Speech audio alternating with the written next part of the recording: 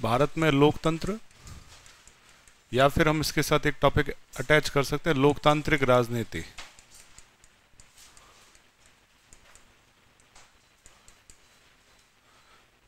ठीक है, democratic politics.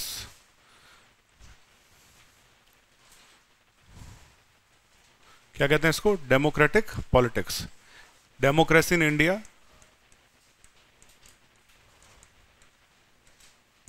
और ऑब्लिक डेमोक्रेटिक पॉलिटिक्स। ठीक है, ये आज का बिंदु है। इंटरेस्टिंग है, इसलिए इंटरेस्टिंग है क्योंकि इसकी ताकत, इस शब्द की ताकत को समझना बहुत जरूरी है। शब्द कौन सा है? लोकतंत्र। और नाम जैसे है लोक, और इसके साथ दूसरा शब्द है तंत्र। ठीक है, इसको हम डेमो प्लस क्रेसी, इस तरह के शब्द यूज करते हैं। Demo plus cracy. क्रेसी मतलब सरकार, क्लियर है? और डेमो मतलब जनता की सरकार। किसकी सरकार? जनता की सरकार। तो इंग्लिश में भी वर्ड है और हिंदी में भी शब्द है। अब लोक मतलब, यहां पे भी हम कहते हैं लोक का मतलब क्या होता है? क्या दिक्कत हो गई? नॉट इज, अच्छा, इसको बोलते हैं पब्लिक। पब्लिक मतलब जनता। और ये जो शब्द है जैसे हम क्रेसी कहते हैं, क्रेसी मतलब सरकार। सरकार के लिए एक शब्द और आता है गवर्नमेंट। क्या आता है? गवर्नमेंट। तो ये दो शब्दों से मिलकर बना है लोक प्लस तंत्र। लोक मतलब जनता, क्लियर है? और तंत्र मतलब शासन, या इसको हम सरकार भी कह सकते हैं, शासन भी कह सकते हैं। तो सीधा सीधा इसका मतलब होता है इज इक्वल टू जनता का शासन। और हम कह सकते हैं रूल ऑफ पब्लिक। क्या कहते हैं? Rule of public. जनता ही जनार्दन है, जनता अपना प्रतिनिधि खुद चुनेगी। अब इस तंत्र की बहुत सारी विशेषताएं हैं, मतलब कक्षा का सार यही है कि लोकतंत्र क्या होता है, किस तरह का होता है। तो मोटे तौर पे लोग कहते हैं लोकतंत्र को दो भागों में बांटा जा सकता है, प्रत्यक्ष और अप्रत्यक्ष, डायरेक्ट डेमोक्रेटिक सिस्टम और इनडायरेक्ट। तो जहां ये कहें कि जनता खुद बड़े बड़े डिसीजन में इन्वॉल्व होती है, और आप ये कह सकते हैं लेजिटमेसी डिसीजन जो होते हैं, कानूनी निर्णय होते हैं, उनमें जनता की भागीदारी होती है, तो उसको तो हम बोलते हैं डायरेक्ट। जैसे दुनिया में बहुत जगह ऐसा होता है, मैं थोड़ा समझाता हूं आपको। एक शब्द है रेफरेंडम। क्या शब्द है? रेफरेंडम। रेफरेंडम का एक दूसरा नाम भी होता है प्लेबिसाइट। क्या शब्द है? प्लेबिसाइट। तो रेफरेंडम, इस तरह के शब्द हिंदी में ऐसे लिख दो, रेफरेंडम। या इसके लिए, दोनों के लिए एक शब्द हिंदी में आता है जनमत संग्रह, या इसके लिए एक शब्द आता है लोकमत संग्रह हिंदी में। अब उदाहरण सुनिए, कई बार इस तरह के निर्णय होते हैं कि जिसमें जनता की राय लेना, जनता का उसमें भागीदार बना के जनता के अनुसार निर्णय लेना बहुत जरूरी है। जैसे आपने दुनिया में एक कॉन्टिनेंट का नाम सुना होगा, यूरोप। कौन सा है? यूरोप। अब यूरोप जो है, यूरोप बहुत बड़ा देश है, सॉरी महाद्वीप है, उसमें दुनिया भर के देश है, इंग्लैंड है, ठीक है, यूके जिसे कहते हैं, फ्रांस है। अब इसमें से लगभग आप मान के चलिए एक बहुत बड़ा यूनियन बना हुआ है जिसका नाम है यूरोपियन यूनियन। क्या नाम है? European union. और ये मिलकर बना हुआ है, इन्होंने अपने आप को एस्टेब्लिश किया, ऑर्गेनाइज किया, दुनिया के जितने यूरोपियन देश है वो सब एकजुट हुए और ये कहा कि हम सब मिलकर अपनी अर्थव्यवस्था को आगे बढ़ाएंगे, सब मिलकर अपनी अर्थव्यवस्था को आगे बढ़ाएंगे, और हम सबकी एक कॉमन करेंसी होगी जिसका नाम होगा यूरो। कॉमन करेंसी कौन सी होगी? यूरो। अब दुनिया में हर देश की अपनी एक करेंसी है, लेकिन किसी ऑर्गेनाइजेशन की अपनी एक करेंसी बन जाए तो ये बहुत बड़ी बात है। तो यूरोपियन यूनियन एक ऑर्गेनाइजेशन है। जैसे भारत की करेंसी कौन सी है? रुपया। अमेरिका की करेंसी कौन सी है? डॉलर। लेकिन यूरो जो करेंसी है, जैसे जर्मनी की अलग करेंसी होती है, फ्रांस की अलग करेंसी होती है, ठीक है, ब्रिटेन की अलग करेंसी होती है। जैसे ब्रिटेन में आप जाओगे तो करेंसी का नाम है पाउंड। क्या नाम है? Pound sterling. ये कहाँ की करेंसी? मुद्रा, ब्रिटेन की। जर्मनी में जाओगे तो करेंसी का नाम है मार्क। क्या नाम है? मार्क। तो अलग अलग करेंसी होती है, दुनिया के कई देशों की अलग अलग करेंसी हो सकती है, लेकिन इन सब देशों ने मिलकर ये कहा कि हमारे बॉर्डर एक दूसरे देश के लिए खुले होंगे, सारा यूरोप आपस में कारोबार कर सकता है, और इन्होंने अपनी एक कॉमन करेंसी क्रिएट की जिसका नाम रखा यूरो। क्लियर है? तो यूरो करेंसी को अपनाने वाले देश भी काफी है, लगभग 20 के आसपास ऐसे देश है जिनकी कॉमन करेंसी कौन सी? यूरो। और 28 के आसपास ऐसे देश थे जिन्होंने अपने आप को मिलकर नाम दिया यूरोपियन यूनियन। क्या नाम दिया? European union. यही यूरोपियन यूनियन जो है, इसके अंदर से एक सोच निकली कि ब्रिटेन इससे अलग होना चाह रहा है। तो ब्रिटेन को ऐसा लगा कि एक टाइम में ब्रिटेन की करेंसी जो थी पाउंड स्टर्लिंग, वो ग्लोबल करेंसी थी। 1945 से पहले दुनिया की सबसे मजबूत मुद्रा कौन सी थी? Pound sterling. लेकिन ऐसी परिस्थितियां बनी कि धीरे धीरे अमेरिका मजबूत होता गया और ब्रिटेन जो महाशक्ति हुआ करता था, आप जानते हैं अच्छे से इस बात को कि एक टाइम में पूरी दुनिया में किसका राज था? ब्रिटेन का था। इवन भारत भी किसका उपनिवेश था? ब्रिटेन का, गुलाम था।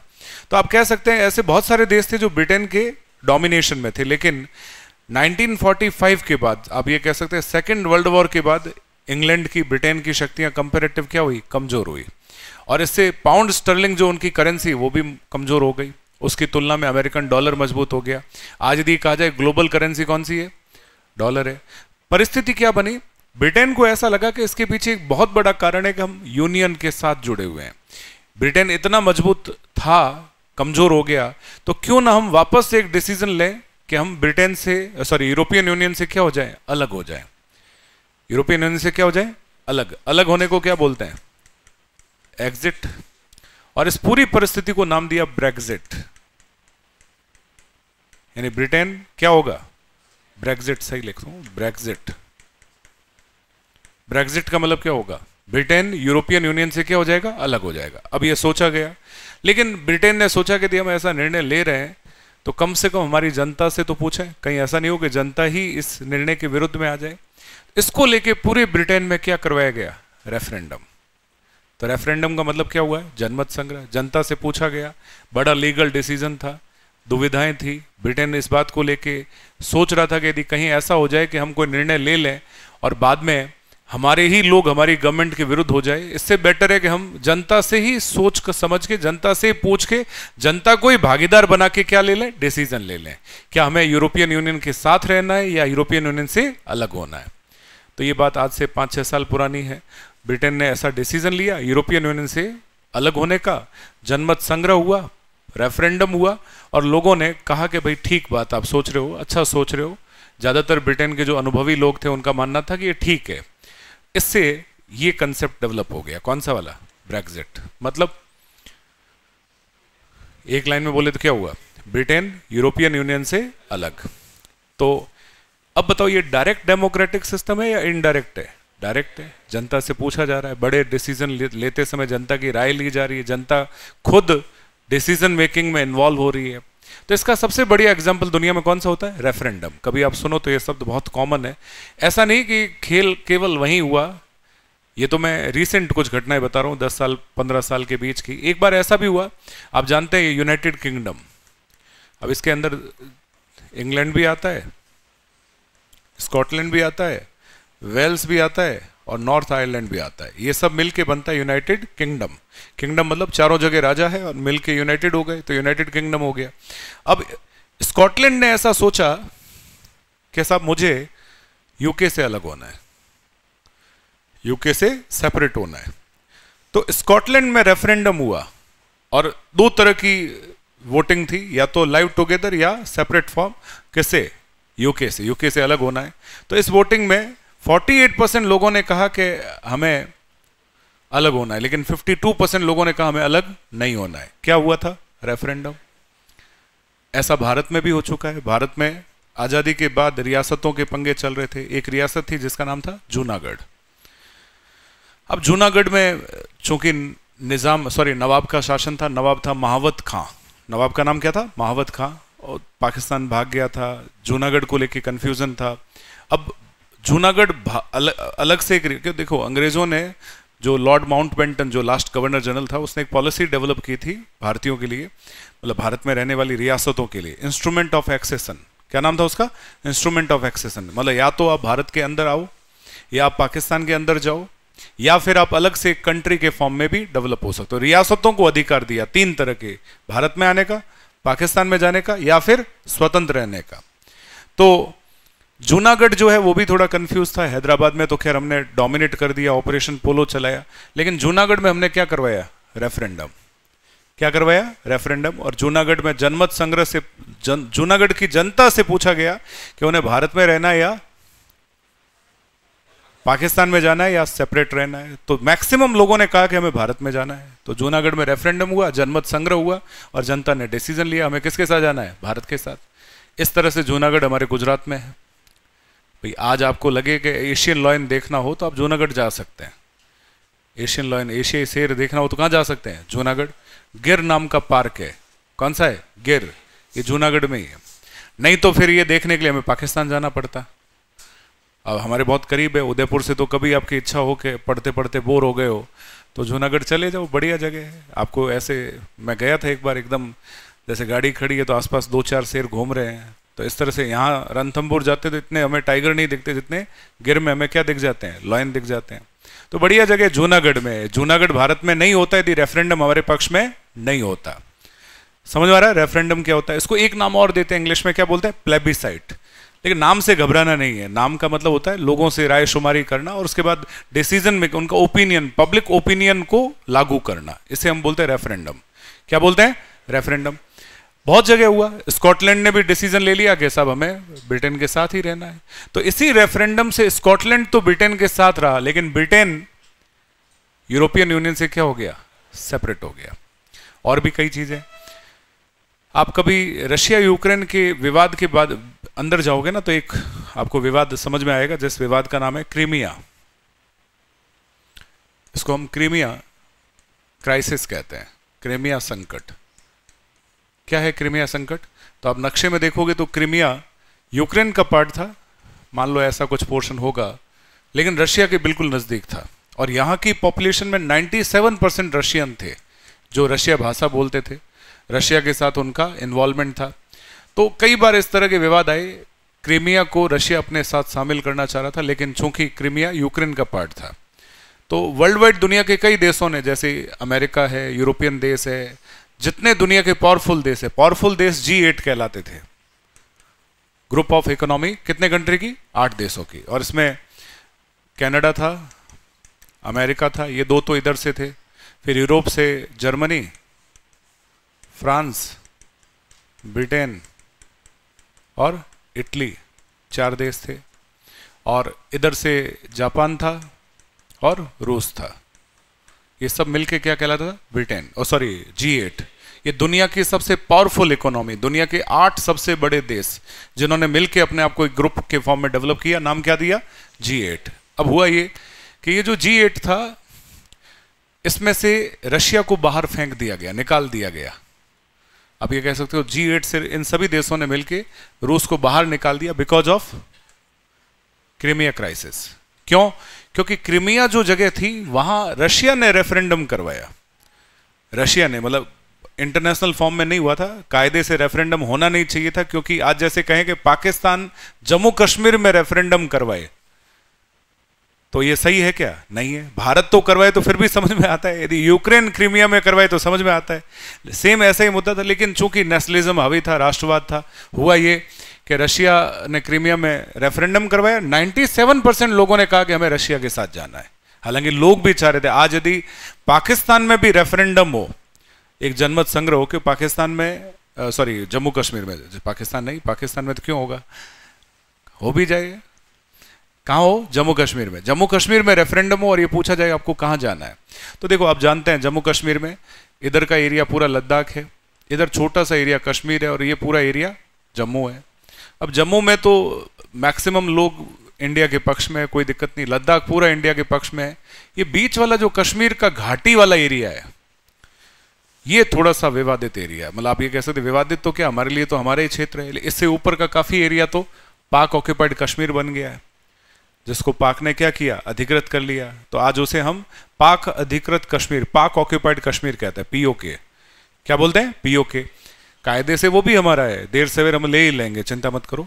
लेकिन ये जो एरिया है, ये जब तक हमारे पूर्णतः पक्ष में नहीं हो, जैसे आज यदि कश्मीर, सबसे ज्यादा पॉपुलेशन घाटी में बस रही है, सबसे, लद्दाख तो इतना बड़ा है कि वहां लोग कम है और आप ये कह सकते हैं पहाड़ ज्यादा है। तो लद्दाख में तो ज्यादा रेफरेंडम का फायदा हुआ नहीं, लद्दाख हमारे पक्ष में भी है तो हमें फायदा नहीं है। जम्मू ठीक है, लेकिन कश्मीर जो है वो एक मेजॉरिटी का पार्ट है। और कश्मीर में आज यदि रेफरेंडम हो तो जहां तक मेरा मानना है वो रेफरेंडम शायद हमारे पक्ष में ना हो। उसके कई लॉजिक है, उसके पीछे ये है कि वहाँ की जनता भी टेक्निकली लीगल फॉर्म में बहुत ज़्यादा मजबूत नहीं है, उनको पता ही नहीं है पीस बिल्डिंग क्या होती है। आज भी वो रिलीजन को प्रायोरिटी पे रखते हैं और बहुत सारी चीज़ों को सेकेंडरी पे रखते हैं। इस वजह से हो सकता है कि कश्मीर की समस्या आज भी एक पेचीदा समस्या है। हालांकि हमने उसको सॉल्व करने का भी काफ़ी अच्छा रास्ता निकाल दिया। कश्मीर को इन सारी प्रक्रियाओं से हटा के मूल धारा में डाल दिया और उसके अंदर जो भी सेक्शन लागू था स्पेशल स्टेट का उसको हटा दिया। तो 370 हमने वहाँ से हटा दिया। लेकिन मोटे तौर पे आप समझो तो सेम क्रीमिया को जैसे ही रशिया ने अपने अंदर शामिल किया, यूक्रेन का पार्ट था, यूक्रेन और रशिया के बीच ये पहला विवाद था। ऐसे ही अभी 2 और क्षेत्र है जहां से पूरा का पूरा बर्फ वाला समुद्र जो है वहां से निकल के गर्म समुद्र में जा सकते हैं। तो ट्रेड के हिसाब से रशिया को अटकाव आ रहा था, तो उसने फिर से यूक्रेन के वो 2 क्षेत्र अपने साथ लेने चाहे और यहां से यूक्रेन ने अपनी सॉवरेनिटी का सवाल उठाया और दोनों लड़ पड़े। वो लड़ाई अभी तक चल ही रही, 1.5 साल हो गया है भाई, साल भर से ऊपर हो गया, लड़ाई युद्ध रुक ही नहीं रहा है। और इस तरह से युद्ध मान लो 2, 5, 10 साल चल गया तो वैसे दोनों खत्म। रशिया वैसे पावरफुल स्टेट जो एक पावरफुल कंट्री के फॉर्म में था अभी युद्ध की मार में चल रहा है। ये सारे देश पहले से रशिया से अलग है, मतलब रशिया को अपने समूह से बाहर फेंक चुके हैं और इसमें अमेरिका तो रशिया को हर तरह से डिफीट देने में लगा हुआ है। अब चूंकि रशिया भारत का अच्छा सा मित्र है तो भारत चाहता है कि द्विपक्षीय विवाद जो है आपस में यूक्रेन रशिया के क्या हो जाए, सॉल्व हो जाए, लेकिन हो नहीं पा रहे। उसके पीछे कई लॉजिक है और मोदी जी पूरा प्रयास कर रहे हैं कि दोनों राष्ट्र के साथ बातचीत हो जाए, लेकिन मोदी जी के प्रयास करने से कुछ नहीं होता क्योंकि ये खुद सोवरेन कंट्री है, दोनों को अपने अपने हित सही लगेंगे तो मामला सुलझेगा। अब अमेरिका जैसे कई देश ऐसे हैं जो पूरी तरह से यूक्रेन के पक्ष में है, तो यूक्रेन भी खड़ा है भाई। वो लग तो रहा था कि डायरेक्टली पक्ष में आएंगे, डायरेक्टली पक्ष में आने का मतलब ये होता है कि युद्ध के समय हो सकता है पूरा ओपनली सपोर्ट, लेकिन ओपनली सपोर्ट का खतरा है कि दुनिया में वापस से 3rd वर्ल्ड वॉर हो जाए। तो तीसरे विश्व युद्ध को रोकने के लिए दुनिया के देश ओपनली तो नहीं आए, क्योंकि रशिया जो है भले आर्थिक रूप से आप उसको ऊपर नीचे कर लो, लेकिन सामरिक रूप, सामरिक मतलब डिफेंस फॉर्म में रशिया बहुत मजबूत है और यदि वो आज भी युद्ध में उतर जाए तो अमेरिका की हालत खराब कर दे। इसलिए रशिया से पंगा लेना किसी भी देश के बस की बात नहीं है। तो मामला उलझ ही पड़ा है। तो रेफरेंडम हुआ क्रीमिया में, क्रीमिया को भी शामिल कर लिया। तो ये दुनिया के कुछ रेफरेंडम है जो पिछले 12-15 साल के हैं, एक क्रीमिया वाला, एक स्कॉटलैंड वाला, एक ब्रेक्जिट वाला, ठीक है। इसमें सफल जो कहते हैं ना एकदम लॉजिकल जो इसमें रेफरेंडम रहा वो कौन सा रहा, ब्रेक्जिट। बाकी एक तो विवादित है, कंट्रोवर्शियल है रशिया वाला, क्रीमिया वाला, और एक में रेफरेंडम पक्ष में नहीं रहा, विपक्ष में रहा, किसके, स्कॉटलैंड के। स्कॉटलैंड में चाहते थे कि भाई ब्रिटेन से अलग होके अलग से एक नेशन के फॉर्म में, इंडिपेंडेंट फॉर्म में स्टेब्लिश हो जाए, यूके से अलग हो जाए, लेकिन अलग नहीं हो पाया। क्लियर है। भारत में भी रेफरेंडम होने की स्थिति एक बार तो रही है जूनागढ़ में, जो हमारे पक्ष में रहा। कश्मीर को भी कुछ लोग ये कहते हैं कि जब विलय पत्र पे सिग्नेचर हुआ था तो कश्मीर से ये कहलवाया गया था, या कश्मीर ने ये कहा कि उस समय हमारे लिए कंडीशन थी कि जब कश्मीर में स्थितियां सामान्य होगी, कश्मीर में रेफरेंडम होगा और फिर रेफरेंडम के बाद डिसीजन होगा। तो कई लोग जो आज भी कश्मीर की समस्या को एक बड़ी समस्या मानते हैं, वो कहते हैं कि कश्मीर के साथ भारत ने कुछ गलत किया। कई लोग जो भारत के पक्ष में नहीं है वो इस तरह की बात करते हैं कि वहाँ रेफरेंडम होना चाहिए और आज भी डिसाइड करना चाहिए कश्मीर में क्या हो। लेकिन हम जानते हैं कि कोई एरिया यदि पूरी तरह से मैच्योर नहीं है, वहाँ लोगों को यदि पूछा भी जाए तो लोग अपने हितों की बात समझ नहीं पाएंगे। वो अपने ऊपर के क्षेत्र को देख के भी नहीं समझ पा रहे, जहाँ इतनी बुरी हालत है कि जनजीवन अस्त व्यस्त है। चाइना आजकल पाकिस्तान के कई एरिया पे कब्जा कर चुका है। कब्जा मतलब वो इकोनॉमिकली सारे एरिया अपने कंट्रोल में ले रहा है और एक कॉरिडोर डेवलप कर रहा है जिसका नाम सी पैक है, चीन पाकिस्तान इकोनॉमिक कॉरिडोर।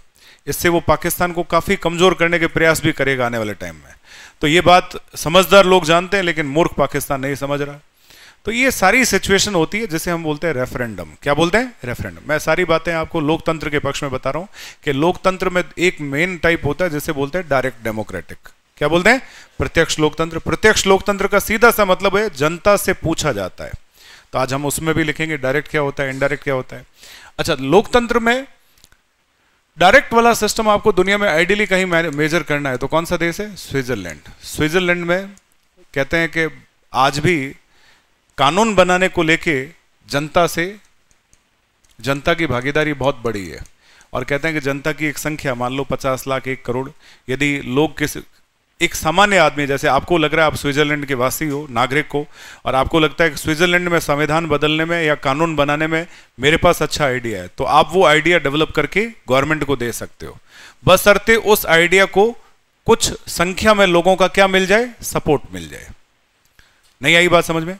जैसे आज इंडिया में मुझे ऐसा लगता है बहुत सारी चीज़ें बदली जा सकती है। मैं ऐसा सोच लूँ, मेरे पास कोई अच्छा सा कानून हो, कानून बनाने की अप्रोच हो, या कोई मेरा माइंडसेट हो जिससे देश में कॉन्स्टिट्यूशन में कोई चेंज किया जाए या लीगल कोई लॉज बनाया जाए, मैं मान लो ऐसा बोलूँ और मैं उसको पब्लिक डोमेन में रखूँ।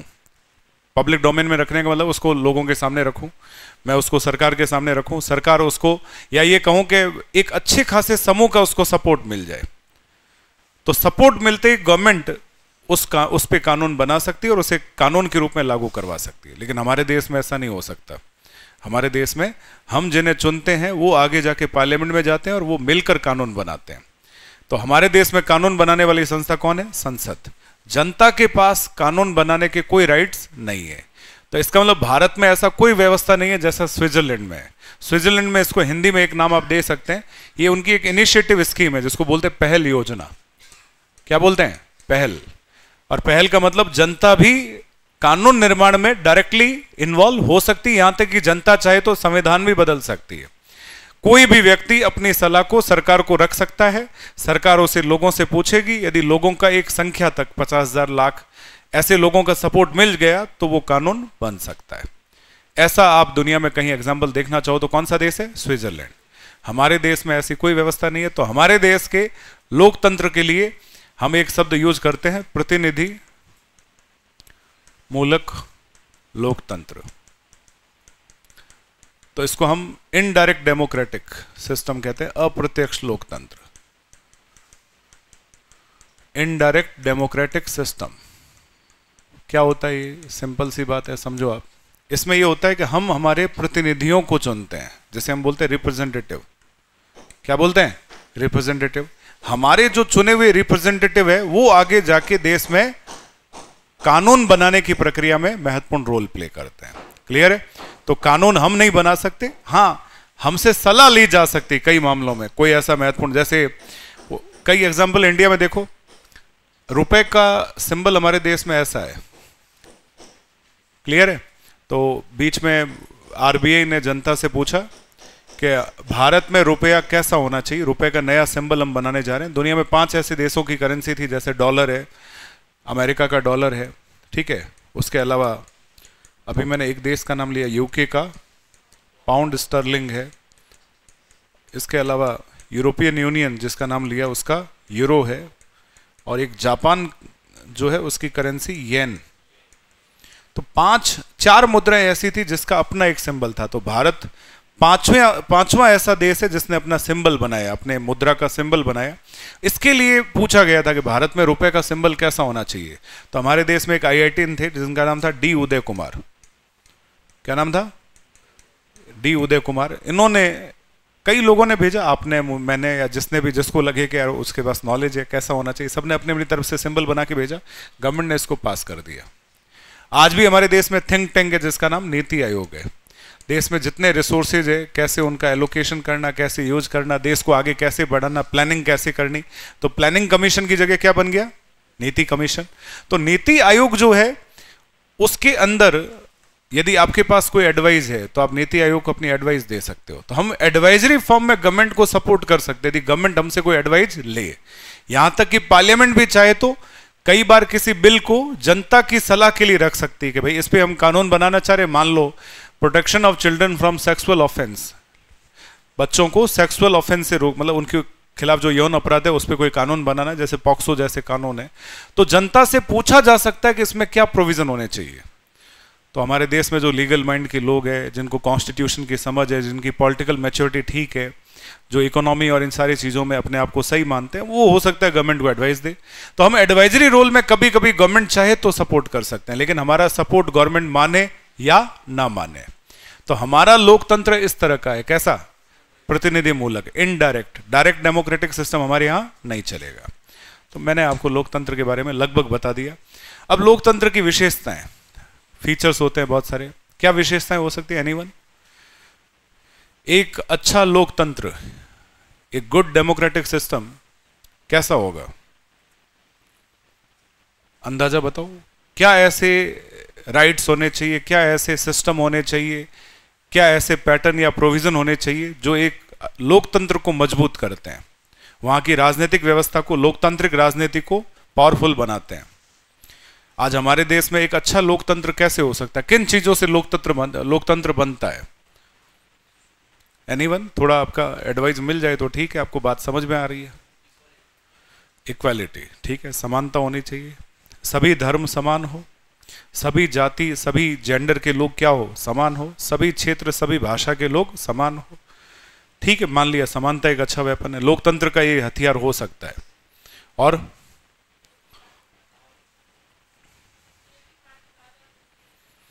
एक ही पार्टी बार बार सत्ता में नहीं आए, अलग अलग दलों को, मतलब बहुलवादी राजनीति, मल्टी पार्टी, या आप ये कहते हैं प्लूरल पार्टी सिस्टम, ऐसा हम कह सकते हैं, बहुलतावाद, बहुत सारे लोगों को शासन में भागीदारी मिले, तो ये भी ठीक है। बहुत सारे दल हो, भारत में खूब सारे दल है, राजनीति में कोई भी भागीदारी। आज दुनिया के कई ऐसे देश है, जैसे चाइना में आपको पॉलिटिक्स में जाना है तो एक ही पार्टी है जिसको बोलते हैं कम्युनिस्ट। चाइना में यदि राजनीति में आना है तो उस पार्टी से जुड़ने के अलावा कोई ऑप्शन नहीं है। तो राजनीतिक लोक व्यवस्था या लोकतांत्रिक राजनीति भारत की चीन की तुलना में क्या है, मजबूत है। यहां आपको भी लगे कि यार मेरा पढ़ने में मन नहीं लग रहा है, सर ने पॉलिटी अच्छे से पढ़ा दी है, क्यों ना मैं भी एक राजनीतिक दल का स्थापना करूं और एक देश में नेतागिरी के तौर पे कुछ भी। देखो, आप डूंगरपुर में पार्टी बन चुकी बीटीपी, नागौर से एक पार्टी बन चुकी आरएलपी, दिल्ली में एक पार्टी बन चुकी आम आदमी पार्टी, कोई भी बना दो। आपको लगे आज के टाइम में तो भीड़ में जो भी चिल्ला दे वो नेता है। जैसे आप लोगों ने अभी क्लास शुरू की है, कोई एक व्यक्ति आके कहे सर हमारे अधिकारों का क्या, तो बाकी सोचेंगे भाई तुम संघर्ष करो, हम तुम्हारे पीछे है। तो हमारे देश में पॉलिटिक्स ऐसे बनती है। तो सिंपल है, हर कोई आदमी राजनीति में इन्वॉल्व हो जाता है। क्लास में थोड़ा सा कद काठी ठीक है, थोड़ा हो हल्लड़ हो गया तो लीडर बन गया मॉनिटर। तो स्कूल में राजनीति है, कॉलेजों में राजनीति है, कोचिंगों में राजनीति है, संस्थानों में राजनीति। हम राजनीति से इतने ओतप्रोत है कि हमारे घर में भी राजनीति है। पॉलिटिक्स को समझने वाले लोगों की हमारे देश में कमी नहीं है, क्योंकि हमारे देश में पॉलिटिकल साइंस एक बहुत महत्वपूर्ण विषय बनता जा रहा है। बहुत महत्वपूर्ण विषय, मतलब आज के टाइम में जीवन का पार्ट हो गया है।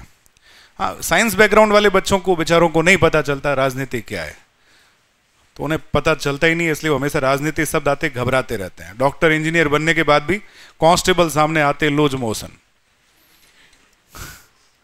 क्योंकि उन्होंने कभी जिंदगी में देखा ही नहीं राजनीति क्या है। राजनीति इतना इंटरेस्टिंग पार्ट है।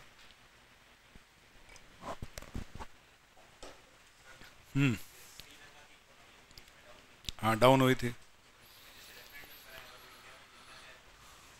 ऐसे थोड़ी होता है, कौन अपनी सॉवरेनिटी को खत्म करेगा यार, ऐसे थोड़ी होता है। श्रीलंका इतना भाई छोटे देशों में तो नहीं है, ठीक ठाक देश है। हाँ, श्रीलंका चाहे कि भाई मुझे भारत में आना है तो भारत को तो वेलकम है, भारत ना क्यों करेगा। एक राज्य और सही, श्रीलंका से बड़े बड़े राज्य हमारे पास, और वो भी खतरनाक वाले, यूपी बिहार। वहां हमने अच्छे अच्छों को ठीक कर दिया, तो श्रीलंका क्या है, कुछ नहीं। भाई भारत हर चीज में सक्षम है। भारत की राजनीति कहते हैं ना, भारत कभी कभी मोदी साहब तो अब ठीक है दुनिया में जा रहे, लोग जानते हैं जहां इतने रिलीजन, इतनी कास्ट, इतनी भाषाएं, हर 10 कदम पे व्यवस्थाएं बदलने वाला देश, इतनी डाइवर्सिटी, उस देश में राजनीति कितनी विचित्र होगी और उस देश का लीडर कितना बहुआयामी होगा, सोचो आप। आज अमेरिका जैसे देशों में, दुनिया की, नॉर्वे का प्रधानमंत्री, क्या चैलेंज है बेचारे के पास, कुछ नहीं है। और जिसके पास चैलेंज नहीं, वो पीएम नाम ही नहीं है। आज हमारे देश के पीएम के पास कितने चैलेंज होंगे, क्लियर है। और